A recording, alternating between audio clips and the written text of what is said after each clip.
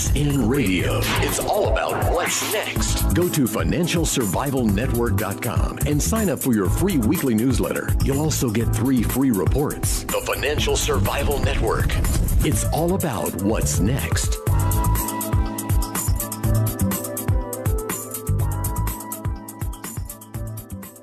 Welcome. You're listening to the Financial Survival Network. It's Kerry Lutz. And hey, just like we gave you crash reports when gold and silver were getting creamed 3 years ago, well, it's January 15th, 2015, 1:15:15. And, well, what can you say? Gold up $30 the ounce.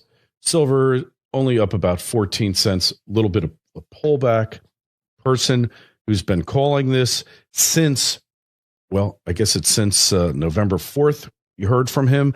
Bo Polnny with us now. His site, take a look at it. It's gold2020forecast.com. He's been right on the money, no pun intended. Bo, welcome back. How are you?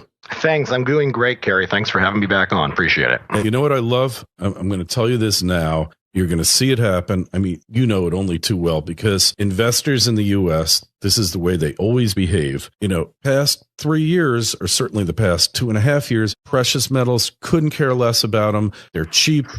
They're disfavored. Nobody's buying them because nobody's buying them. Right? They only buy in the U.S. when stuff is going up, when it's overpriced, when it's underpriced, when it's a value deal, when it's a buy, Bo, nobody's buying the stuff, right? Kerry, it's a great point. Would you buy a house that's worth $300,000 or would you rather go pay $1 million for it?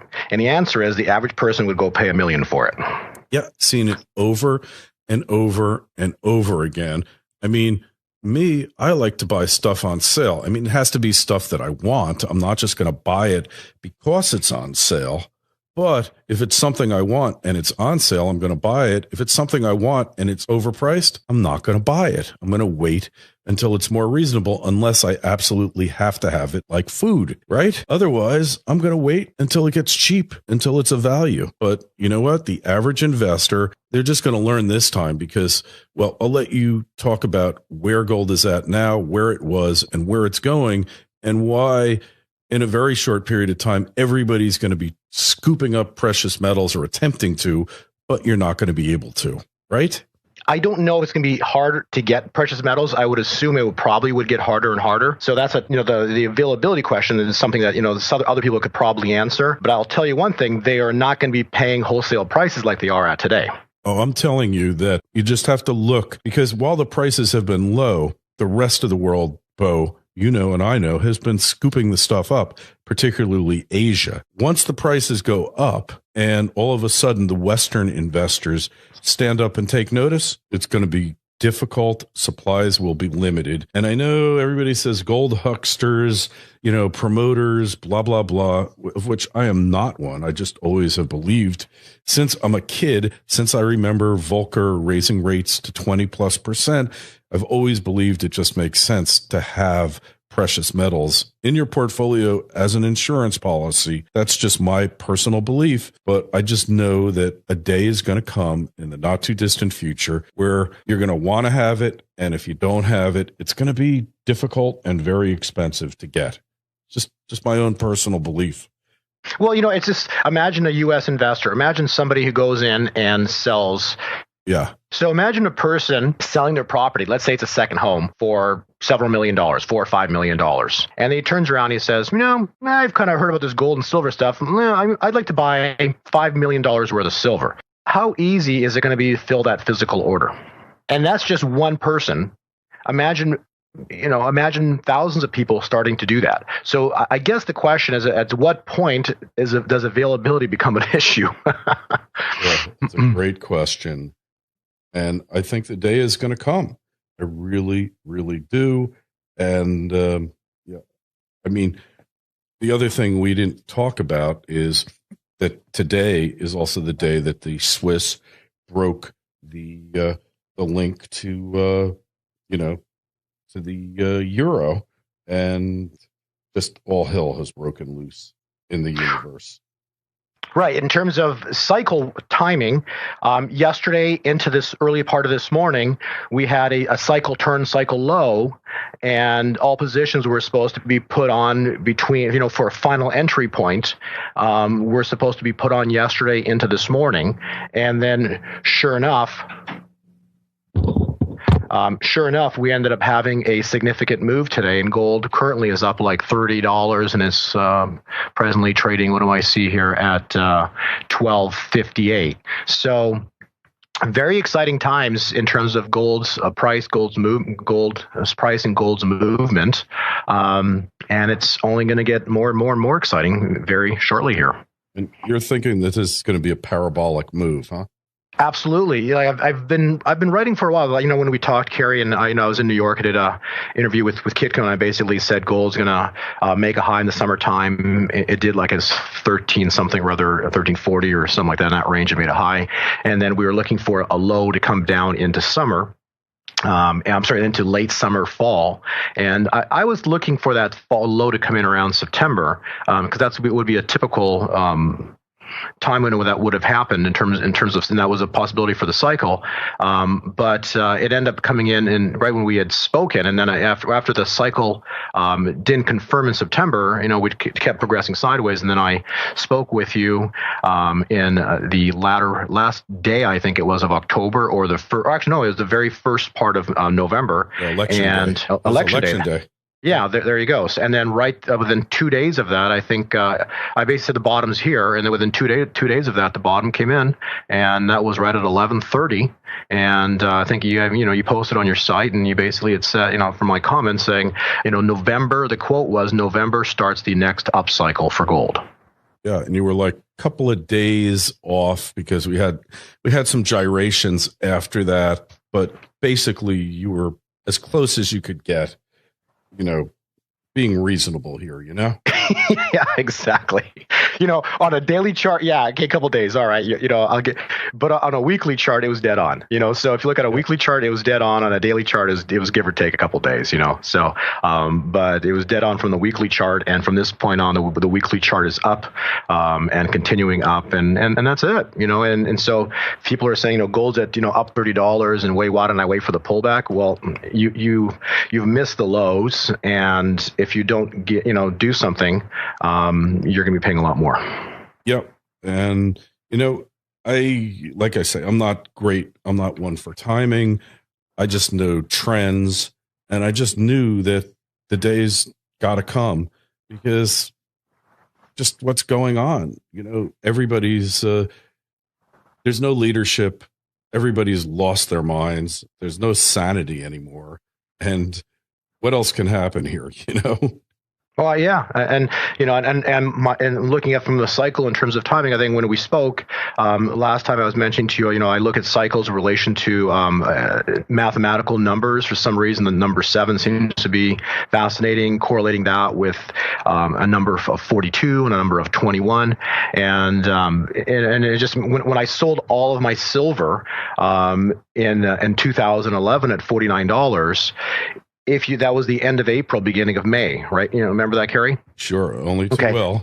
Okay, so remember now from that time point, okay, go 3.5 years, okay, or 42 months. So where do you end up? I think right about almost November. Yeah, 42 months from $49 silver, the end of April, the very first day of May. You go 42 months. It goes to November 1st. Oh, November. Oh, sure, of course. Guess what happened on November 1st? Election day. Yeah, that's right. Of course. Yeah. There's your low. Okay. Yeah. So it wasn't kind of close or a little bit close or maybe give or take a few weeks or a few months. No, it was to the week. Wow. That's pretty amazing. Okay. So I don't make this up. Go look at it. Go do your, anybody who says, how could, it's not maybe, it's exact. Mm-hmm. Yeah. And then now so November starts to upcycle, and, we gyrated for, November into December, but we kept pushing up. And then since November, what is the definition of a bull market? Okay. Do you know what the definition is? It's higher highs Lower lows. and higher lows. I mean, higher lows rather. Higher lows. So they're higher highs, higher lows. A trend. It's called a bull trend, okay, or a new trend, okay. Yeah. So if you want to touch on, I can touch on that for you. We basically, gold confirmed on January 13th, which was just a couple of days ago. We had in December, December of 2014, gold's high was 1239. Okay, and then on November 13th, on January 14th, which was 2 trading days ago, it took out the December 2014 high, and it made a high of 1244. On that day, I emailed everybody all my subscribers and everybody that's associated, with me, saying bull trend confirmed, cycle has been accelerated, and we have a 1 to 2 day pullback, and from this point on, it's up. And so, so it was a final entry point yesterday into today on gold. Mm-hmm. And so with a higher high. Now today, interestingly enough, platinum confirmed also now. Okay. So the December 2014 high on platinum was 1256. 1256, and today's high that I last checked was 1262. So platinum confirms also. The only one metal that has not confirmed as of today, January 15th, is silver, and that is coming very shortly within the next few trading days. And so exciting times ahead. I've written, thousands of times that gold's going to have even David Morgan, who I speak with regularly, what's his main quote? I think David Morgan is the one who introduced me to you, but his quote is 90% of most of the 90% of the move. His quote, the last 10% accounts for everything is his quote. The last 10%, the move comes in the last 10%. I think there it is. That's the quote. Mm-hmm. So the point being, and that's how him and I got to be, good acquaintances, because when I was speaking in Seattle, or the Silver Summit, specifically I said, what's after all of this happens, it's going to be a parabolic rise in gold and silver. And he's like, that's what I've been saying forever. So everything I was saying with cycle work correlated exactly with what Mr. Morgan was saying for all these years. Sure. Yeah. And when it moves, it moves. I mean, that's really what it comes down to, right? Yeah, absolutely. Absolutely. And you've got a change of trend. Once gold and silver start going up, okay, then, and what's been going up for the past 69 months? Stock market. That's right. Right. That's right. And so what's been going down for the past, 3.5 years, right? You have to remind me. Right. And so now this is, it's a change. Now everything rotates. And so as one cycle ends, mm-hmm. a new cycle begins. Right. Yep. The first shall be the last, and the last shall be the first, right?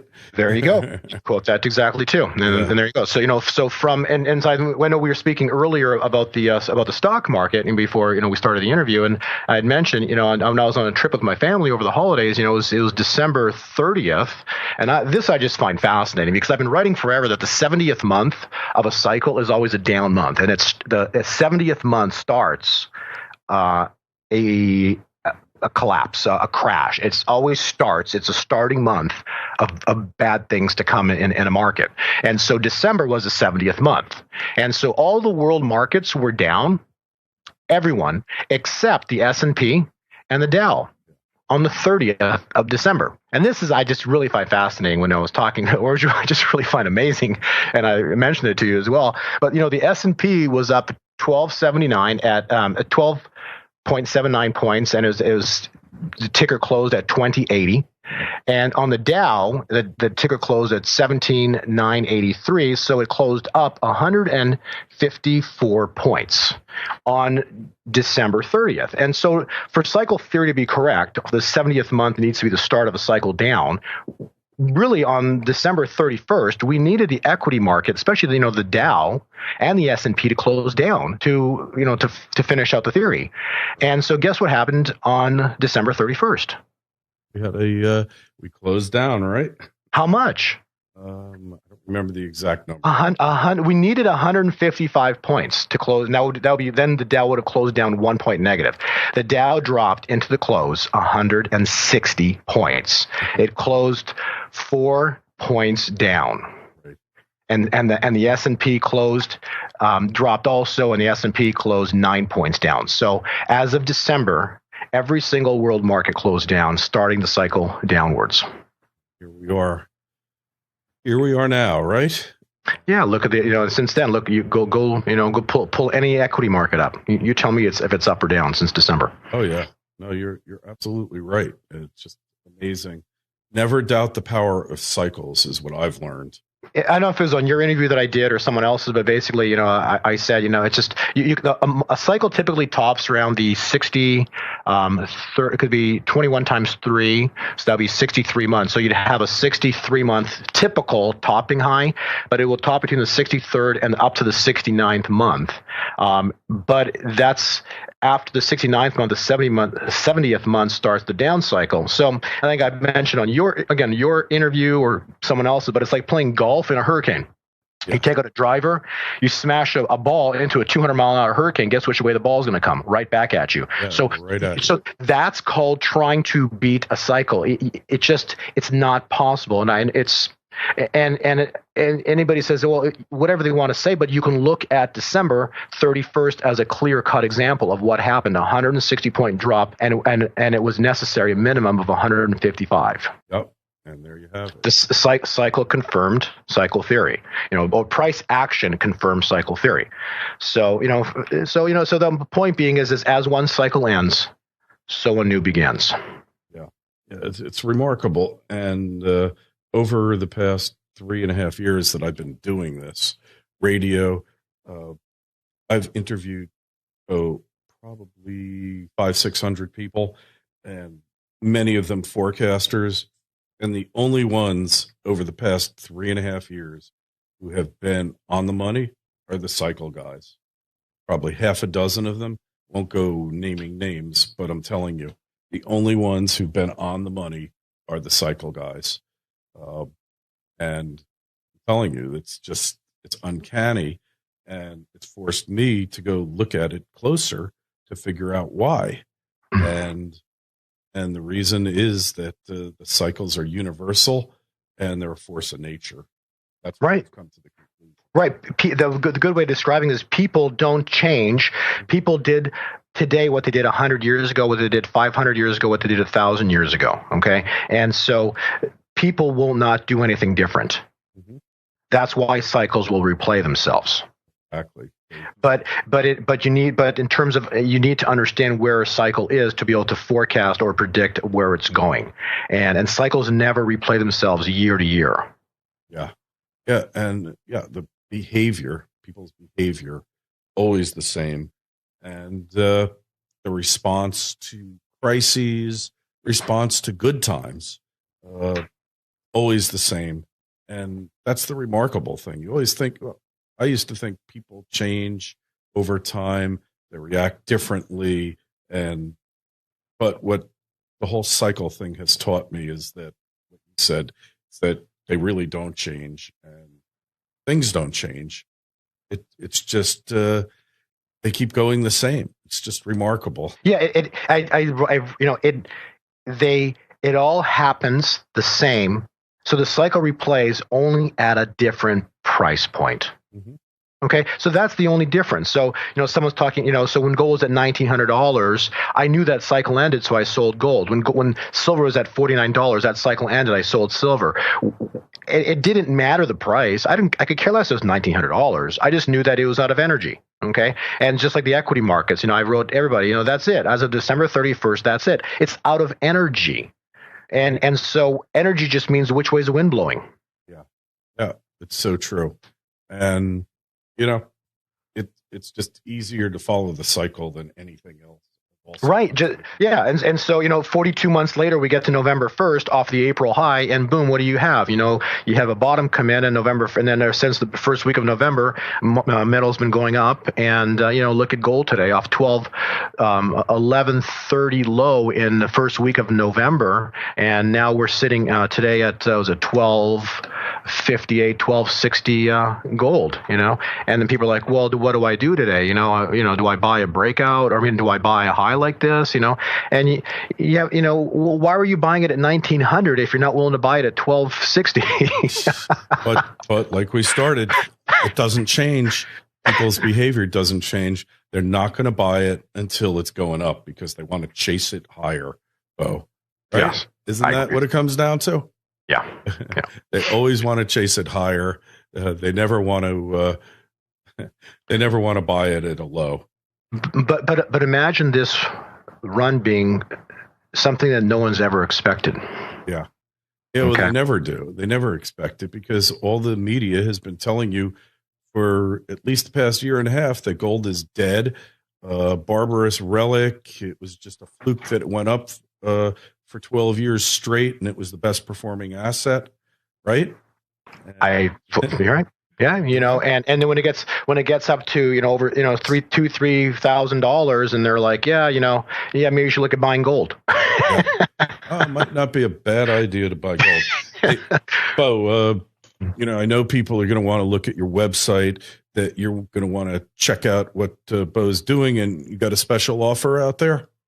Yeah, what I did is because I really, I'm looking at these cycles, and I really want people to benefit from what's coming, and I just people, so anybody who's interested in gold, silver, and really, just has been frustrated, but more so is just believes in the metal, and really just wants some good cycle insights. I basically put together, just because again, start of the year, it's a great time to do it.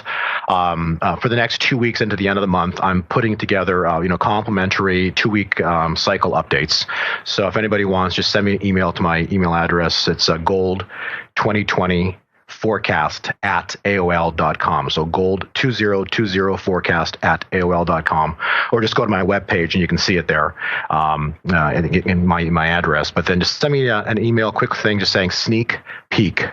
And you want to sneak peek into my updates, and I'll provide you for the next 2 weeks gold cycle work. I think, and I hope you'll be, nicely impressed of things to come. Hey, and it sounds like it's really getting to that point where things are going to go totally insane. So, Bo, hey, thanks so much, and you'll find the link over at financialsurvivalnetwork.com. Don't forget, sign up for your free newsletter. And Bo, thanks so much for coming on. It's always a pleasure. Kerry, I really enjoyed speaking with you. Thank you so much for your time. FSN Radio. It's all about what's next. Go to financialsurvivalnetwork.com and sign up for your free weekly newsletter. You'll also get 3 free reports. The Financial Survival Network. It's all about what's next.